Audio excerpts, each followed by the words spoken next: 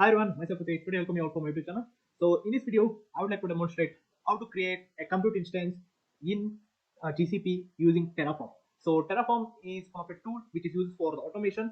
So why we're going to use automation in deployment of cloud infrastructure is mainly because to reduce a lot of time actually. So this is the Terraform script which I have created for the deploying the compute instance in GCP.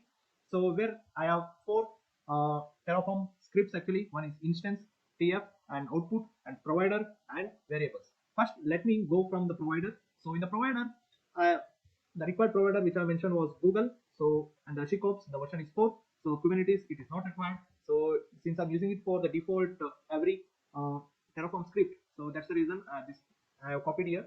So don't worry about this Terraform, this Kubernetes, but the required provider is Google and HashiCorp, and the version is 4. So this is all about this provider. So next, come to the instance. So here where our resources will be created. So in the instance template, so where the resource is Google Compute Instance. So this is the resource which we are calling from a Terraform, which Terraform is speaking to the GCP, and it is going to bring and create the compute instance. So this is the resource, and uh, so I am naming it as Ansible controller. The provider is Google Beta. So the name is Ansible controller. For the instance name, I'm talking about. Instance name is Ansible controller. So the project means word or project ID. So here where we're gonna use variables. So I'm going to show you in the different tab. So what is variables? What we have mentioned in the variables file. So here, so in the variable file where we have mentioned project ID. So the default is project ID is Ansible demo. So this is the project ID which we have mentioned. So whenever we want to use it for the different projects, we have to change this project ID, and we can use it for a different project and different use cases also. But if you are directly putting the value in the project in the instance template itself, it is a tedious task to come and change every time in the instance template where you will be creating different instances. See, this is not I'm not only creating one instance, so I'm creating another three instance I'm creating. I want to change three instances also about this project ID, and the zone also where I've created where I've entered the zone in the variables template. So this is the variables template where the zone is US/4B. So if the instance want to create, it's going to take the values from the variables template and it's going to create the machine type. So the machine type which I'm creating is E2 micro, and the boot disk is Debian. So the image, the operating system which I'm using is Debian Cloud, Debian 11. So and so I'm also using meta data startup script where I have entered so sudo apt update and sudo apt install Ansible. So where it's going to install Ansible. So once the VM is created, and once the VM is on the fly, so it's going to install the Ansible inside it. So once after we deploy this infrastructure, I'm going to show you. So the Ansible will be installed in Ansible controller VM. Okay. So after this, so network interface I'm leaving it as default. So access config. So the IP is ephemeral. I'm making it as ephemeral. So scheduling. This was the important thing, guys. So where I'm using scheduling for as a provisional model as spot. I'm not using the standard model. So because to reduce the cost, actually I'm using spot model. So where it's going to reduce the cost, almost the cost of the particular VM which is started per monthly, it will be reduced by 80%. So that's how. So if you are using a production environment, don't use the spot instance, because spot instance is a fault tolerance application. It is used for fault tolerance application. It is not used for the production deployment and all.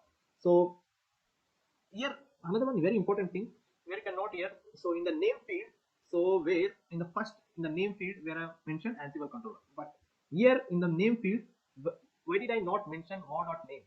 Why did I mention dollar in front of that bracket? So and why I mentioned -1? So the main reason is that, so in the name I mentioned Ansible localhost. This is the one which I mentioned. But if I want two Ansible localhost, what I will do?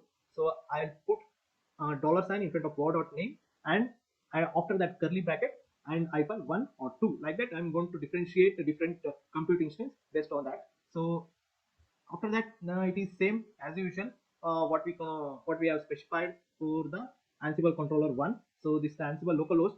So this is how we can able to create an instance. So let us go to the cloud console of GCP. So now I'm in the GCP. So where I will going to activate the Cloud Shell.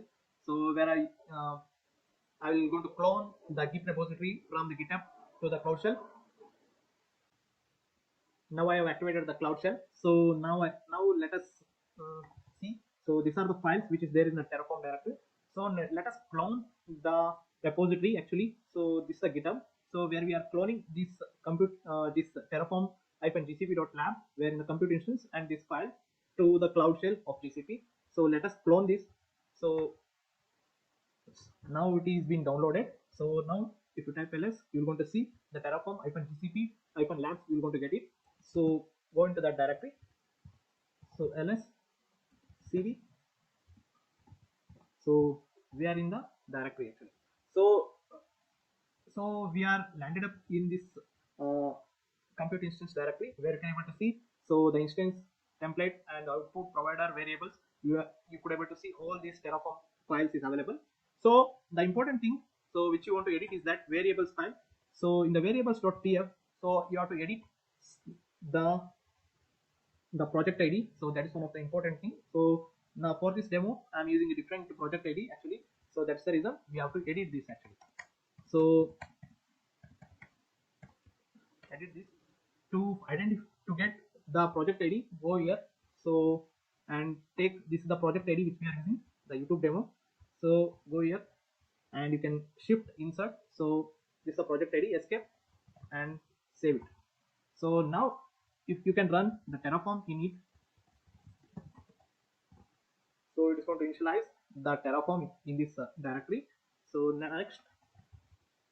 the next is Terraform plan. So when you run the Terraform plan, it's going to show you how many resources will be created and all. So here you can able to see the 3 resources will be created. The changes is you could able to see. So this is the output once after the instances got created. So the IP of Ansible controller IP and the Ansible localhost IP 1 and 2 will be appear after that. So next what we have to do is that, so we have to type Terraform apply. So this is going to initialize it's going to create the instances in GCP. You have to enter yes. So now it's creating the instances in GCP. Okay. So it's going to take a couple of minutes to create instances in GCP. So this how you can able to automate the Terraform script to create a Ansible uh, Ansible playbook. If you are playing with Ansible and all, you can able to automate this, and you can able to create an instance, and you can able to operate, and you can able to create a lab, and you can able to experiment those kind of things. Or if you are using for the production environment, you can use this Terraform script also. So here you can able to see these are the IPs, so which has been created. So this is a controller IP and the localhost IPs. So go here. Once you refresh this page, you should be able to see 3 instances will be created. So that are all spot model, provisioning model is spot. Only $2 will be charged for this per instance throughout the month. Okay. So as I promised, I will going to show you. So the Ansible will be pre-installed once the VM is created. So I'm logging into that. So this is Ansible controller, where we uh, run a metadata startup script in this compute instance, the Ansible.controller. So I'm going to go into that. I'm SSH into that VM. So let me go and show you what is the Ansible version which is got created, or which is got installed here. So now we have SSH into that Ansible controller VM. So now you can type Ansible Ansible version.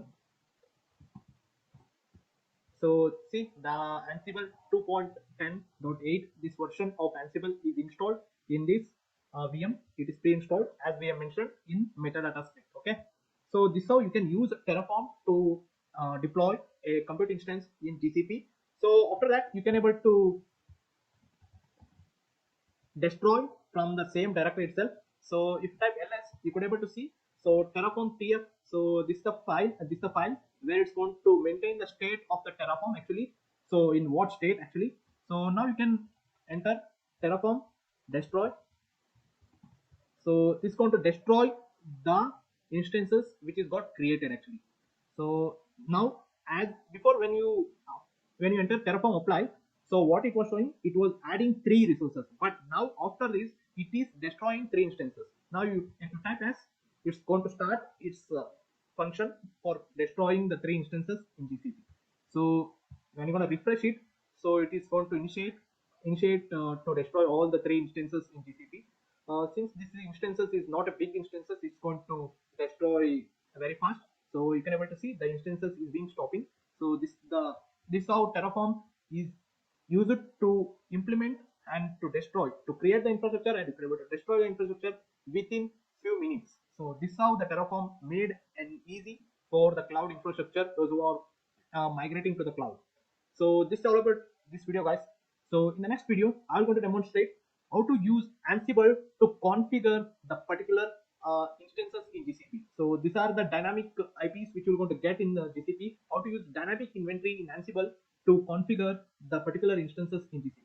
So this is all about this video, guys. So in the next video, as I told you, I'm going to come up with Ansible. So till then, bye bye. Do like and subscribe to my channel and support. Thank you. Bye bye.